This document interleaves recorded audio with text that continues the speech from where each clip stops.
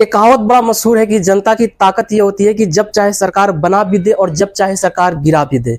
हालांकि इस कहानी को आज बांग्लादेश के लोगों ने साबित करके दिखलाया। जो एक अरसे से हुकूमत करने वाली शेख हसीना, आखिर उन्हें अपना कुर्सी छोड़ना ही पड़ा। आखिरकार इस देश में हुआ क्या कि जनता सड़कों पर उतर आई। 2024 5 जून को सुप्रीम कोर्ट ने स्वतंत्र सेनानी के बच्चों के 30% के जो हक थे उसको वापस लाने का आदेश दे दिया। में 30% quota for 1971 freedom fighters and their descendants को वापस लाने का फैसला सुना दिया। इसके बाद विद्यार्थियों ने उसके खिलाफ, कोटा प्रणाली के खिलाफ आंदोलन, विरोध शुरू कर दिया।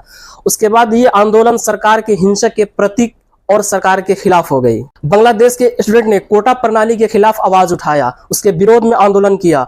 उसके बाद ये आंदोलन सरकार के विरोध, हिंसक के प्रति एक और बड़ा आंदोलन में बदल गया। हिंसक प्रतिक्रिया के कारण ये आंदोलन और बढ़ गया और लाखों के लोग तादाद में सड़कों पर उतर आए सरकार के। अब ये कोटा प्रणाली के विरोध में किए गए आंदोलन स्टूडेंट ने जो किया था, अब ये कोटा प्रणाली से हटकर डायरेक्ट सरकार के विरोध में आ गया। क्योंकि जो इस आंदोलन के अंदर जितने मारे गए छात्रों एवं लोग हैं, वो सभी का जिम्मेदार वर्तमान की सरकार। ये सभी आंदोलन का जड़ सिर्फ एक कोटा प्रणाली है, जो कोटा प्रणाली में हिस्सा है स्वतंत्र सेनानी के बच्चों की गवर्नमेंट जॉब को 30% हकदार को लेकर। प्रणाली है क्या, इसके सिस्टम कुछ जानते हैं। आइए परसेंट कितने हैं और किसके कितने हैं एक विवरण में जानते हैं। 56% हो गए, बचे 44%। 44% में मेरिट के आधार पर विद्यार्थियों को गवर्नमेंट जॉब मिलेगी।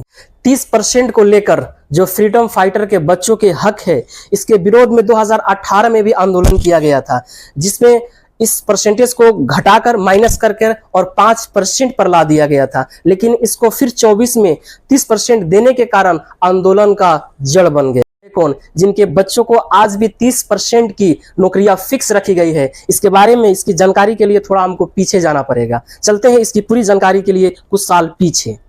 1971 में जब पूर्वी पाकिस्तान पश्चिमी पाकिस्तान से एक अलग स्वतंत्र देश बना शेख मुजीबुर रहमान के नेतृत्व में, गणतंत्र देवेन, गणतंत्र देवेन, আমার দেশ তোমার দেশ, বাংলাদেশ বাংলাদেশ, আমার দেশ তোমার देश, बांग्लादेश।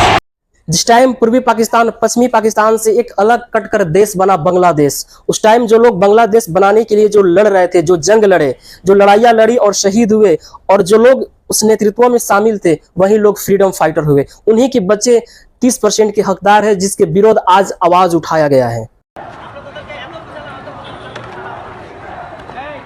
लगता है कि उस टाइम के फ्रीडम फाइटर के बच्चे को आज इस टाइम में उस आधार पर नौकरियां दिया जाए, जबकि उनकी तीसरी और चौथी पुस्ता चल रही है।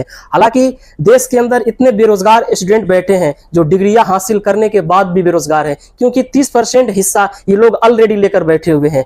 और ये जो स्टूडेंट जो 44% के हिस्से में आते हैं, जो मेरिट के आधार पर अपना जॉब लेते हैं, जो सिर्फ 44% है, और जनसंख्या की आधार इतना ज्यादा है, इतना ज्यादा जनसंख्या है, जिसके आधार पर बहुत गवर्नमेंट जॉब लेने के लिए बहुत मुश्किलात होता है, बहुत मुसीबत को सामना करना पड़ता है। इस सिस्टम को फिर से हटा दिया गया है आंदोलन के कारण, क्योंकि आंदोलन बहुत ज्यादा भड़क चुका है। लेकिन फिर भी आंदोलन रुकने का नाम नहीं ले रहा है, क्योंकि अब उन लोगों का कहना बस ये हो गया है कि जो आंदोलन में मारे गए हमारे विद्यार्थी थे, जो स्टूडेंट थे या आम लोग थे, ये सबका जिम्मेदार वर्तमान सरकार है। अब सरकार के विरोध हम आंदोलन जारी ही रखेंगे। इतना नुकसान होने के बावजूद भी प्रदर्शन जारी है, इस बात को लेकर कि शेख हसीना को सीट छोड़ना पड़ेगा, और आखिरकार शेख हसीना को सीट छोड़ना ही पड़ा।